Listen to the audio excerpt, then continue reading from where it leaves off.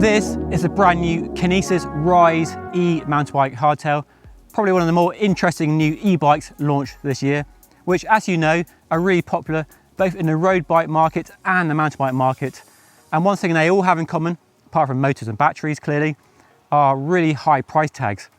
This, however, bucks the trend, starting as it does from £3,200, and that is one of the key benefits of a hardtail. Much lower cost, much lower barrier to entry if you want an e-bike. It's also, thanks to the Fazua Evation motor and battery, much lighter, with its whole bike weighing about 19 kilograms. So it's lighter, it's cheaper, there's a lot to like about this bike. I've been riding it for the last few weeks and it's a lot of fun. I'm going to how it rides later in the video, so make sure you keep watching. But first, let's go through the details on this really cool looking bike. So firstly, we have an aluminium frame, hardtail frame, with a 130 suspension fork at the front. And the frame is really overbuilt. Got a big chunky head tube, massive down tube for the battery, and really chunky rear stays. A really purposeful looking hardcore hardtail that should be up for a bit of kind of aggressive riding if that is your cup of tea. So inside the down tube is the Evation motor, and you can easily release it by pulling the catch and the battery comes out. That is the battery powering a motor in the bottom bracket shell. There are 3 modes to choose from the control panel on the top tube. You've got Rocket at the top with 400 watts.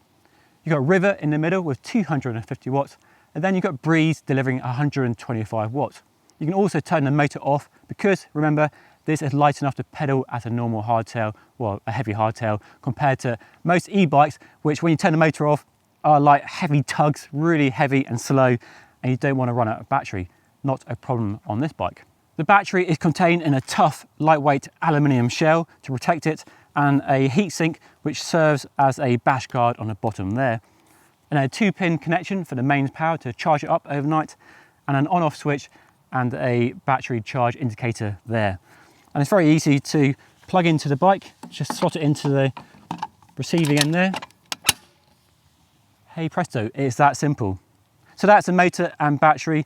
It's fair to say the Fazua Evation motor and battery isn't the most well-known system in the e-bike market. Bosch and Shimano are the big players, and it's also specialised with their own system as well.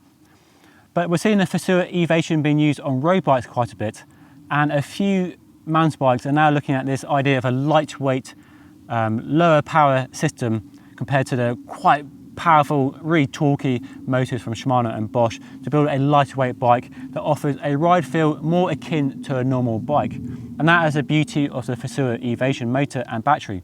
Because you don't have a huge abundance of power and that massive torque you can get from a Shimano or Bosch, the idea to provide a bike that rides more like a normal hardtail gives you a bit of assistance, but still requires you to put a lot of effort in, rather than riding that huge surge of torque and power you get from a Shimano or Bosch, for example.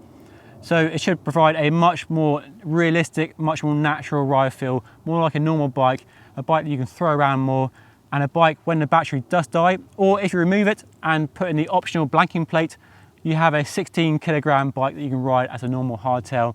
With a e-bike, with a bigger e-bike, full suspension bike, you do have to adjust your riding style. You ride them very differently to a normal bike. You don't throw them around the trail as much. You sort of ride them in a very different manner. And it does take a bit of getting used to. Some people love it and get used to it. Some people don't like it so much. And that is where this Fazua Evation motor can come in and offer a different ride experience. One of the big advantages and the clear benefit of a hardtail is just a lower cost. This bike here costs £3,500, which is much more affordable, much more accessible than the £4,000, £5,000 up to £10,000 that a full suspension e-mountain bike will cost you. And that's due to the extra components and the extra complexity of a full suspension bike over a simple hardtail. And then there's the weight. 19 kilograms for this bike versus 25 to 30 for a full suspension e-mountain bike. And this bike is going to be much more like a normal hardtail when it comes to handling, throwing the bike around, and you don't have to rely on the motor as much as possible, which is a key benefit of the Fazua Evation system. And then there's just reduced maintenance and complexity. It's easier setup, just a suspension fork, not the rear suspension as well. Less things go wrong. And that's why hardtails are really popular here in the UK, despite the advances and lower costs of full suspension bikes. Some people just prefer the simplicity, that direct riding response of a hardtail. Yes, they're probably not as fast in most hands as a full suspension bike. You can't just steamroller through a root garden. You have to pick your line a bit more. But some people like that. Some people like that simplicity of riding, just more rider skill based than relying on the suspension components of the bike. To help the bike live up to its hardcore tag, we've got a really burly build kit on this bike. This model, by the way, costs £3,500 with a SRAM GX 12-speed group set, an X-Fusion E-Slide suspension fork which has been beefed up for the extra weight and punishment the bike can dish out on a suspension fork. We've got a set of Maxxis Minion and Aggressor 2.5-inch wide tyres which are mounted to very wide aluminium Sector 9E rims. So nice big tyres, you run them low pressure with tubeless to help you get a bit more comfort and traction to make up for the lack of a rear suspension unit on this bike. And then for finishing kit, we have an FSA grid handlebar and short stem. We've got TRP Slate 4-pot brakes for extra power to help bring this bike under control. For finishing kit, we have a DMR Def Grip setup, an X-Fusion 170mm dropper post and a Kinesis branded saddle. There's also an FSA single ring chain set on the front, so you can add a bigger or smaller chainring to suit your needs, to suit your terrain as you want. With the new Rise, Kinesis has designed a really good looking hardcore hardtail.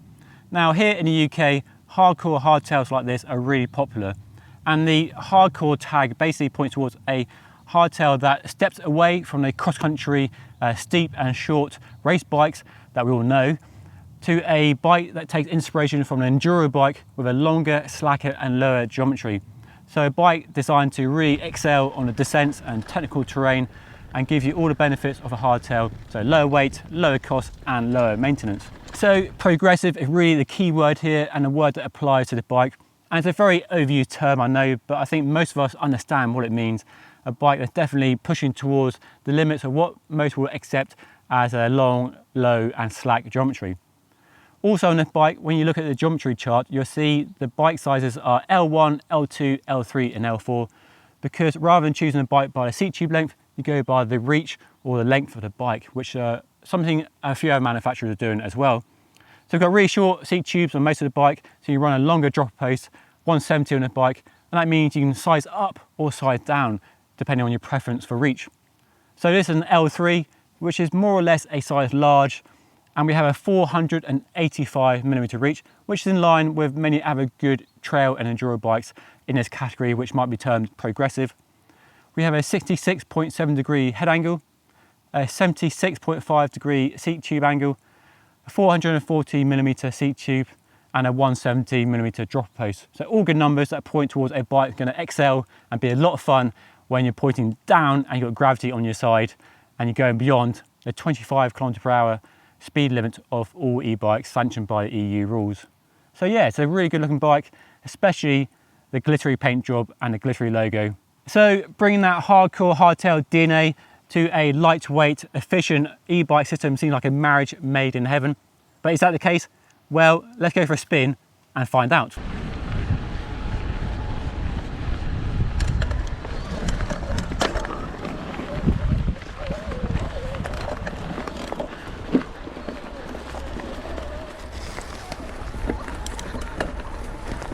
Riding this bike feels so much like a regular hardtail.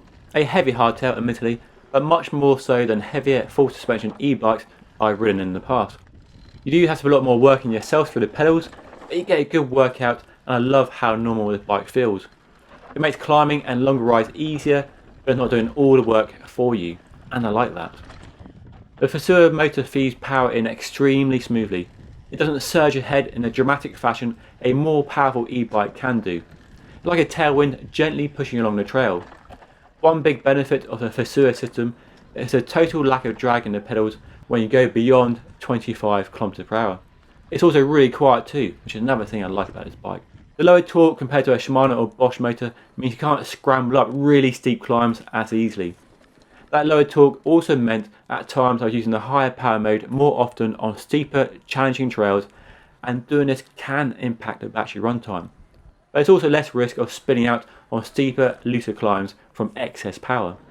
Talking of runtime, the quoted range is 55 km and 1000 meters of climbing. Now you can get near that if you make use of the lower modes, but have fun using the higher power modes on steeper, trickier trails, and you can easily see the range decrease by nearly half that. Thankfully, you can easily ride a bike in low or no power modes to eke out the range when you need to. As with any e-bike, of course, how much range you actually get comes down to so many variables, from rider weight, terrain, how you ride, and the way you want to ride your e-bike. So results will vary from person to person. During my testing on my local trails, I was able to manage between 2 and 2.5 hours and between 30 and 40 kilometers of range with nearly 1,000 meters of climbing.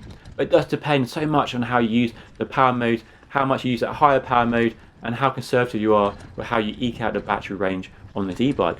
There's no handlebar remote to tell you what range you have left, just the LEDs on the top tube, which are intuitive, and there's a smartphone app as well. I do like its simplicity, just get on and ride, but at other times it would be nice to have something on the handlebar to give you an easy at a glance indication of how much range you have left. The geometry is focused on descending capability, and boy is it quick and fun on descent. The slack head angle, the long wheelbase, the long reach, all combine to put you in a superb position for really attacking trails and having a lot of fun when it matters.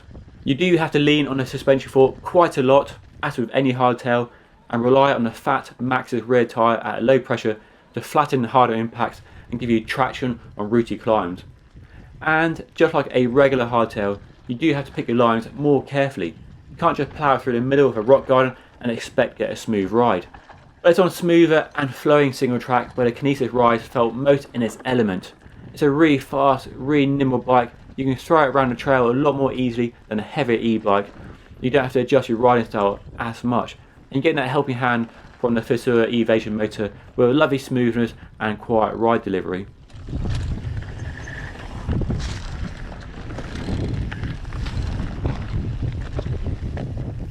So there we go then. It's been a lot of fun riding this brand new Kinesis Rise E hardtail hardcore mountain bike. It's a really fun, fast, direct handling bike that, because it's lighter than most full suspension e-mountain bikes, is much more direct and easier to move around a trail and ride like a normal bike. And when you get to that 25 km/h EU mandated speed limit, well, you don't notice it, to be honest. You ride past it, you don't have the drag in the system, you don't have the weight to hold you back, so it feels much more like a normal bike.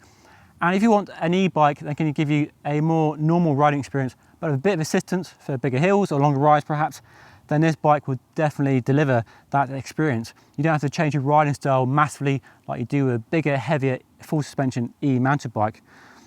The hardtail won't suit everybody, of course, but if you like hardtails, you like hardcore hardtails, you'll love this. It gives that wonderful capability on technical descent. Got the good build equipment, burly tyres, run on low pressures, nice wide handlebar, short stem, gives you plenty of control. You really manhandle the bike down some twisting trails.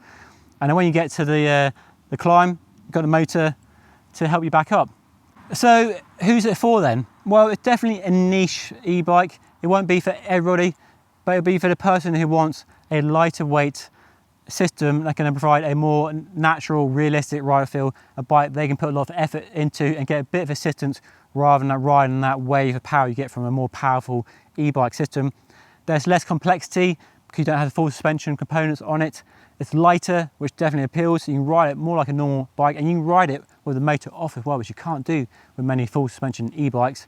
And it's much more affordable as well. Starting at 3.2, 3.5 for this spec is a much better price proposition. If you're new to e-bikes, you want to dabble a toe in, you don't want to replace your normal bike, but you want to add one to your garage, which I'm tempted to do, this could be a good option. So yeah, it's a lot of fun, really enjoy riding it. But what do you think? Let me know in the comment section down below what you think of this bike, and if you have any questions, get down below and I'll do my best to answer them. But that's all for now. I hope you enjoyed watching this video, and if you did, hit that like button, smash that subscribe button if you haven't already, and I'll see you again in the next video review coming up soon.